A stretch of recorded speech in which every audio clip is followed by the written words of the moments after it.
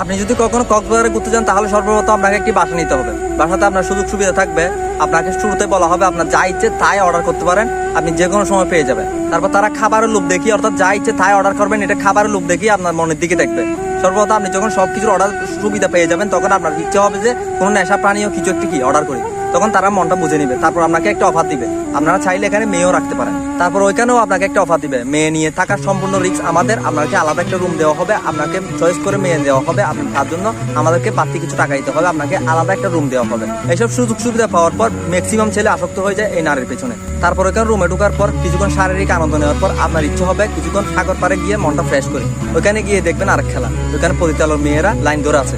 Police 10টার দিকে ঘুমাচ্ছে, police on duty কিন্তু পুলিশ ঘুমাচ্ছে, পুলিশের কোনো দায়িত্ব নেই এখানে। ওইখানে মেয়ে 100 নামছে, ছেলে আছে 2000, এটা কি ওখানে দরদাম করে কি মেয়ে কেনা বেচা করতেছে। তো আপনি যদি ভদ্র হন তাহলে এসব দুর্নীতি দেখার পর আপনি পুলিশের কাছে কমপ্লেন করতে গেলে পুলিশকে বলবেন এরকম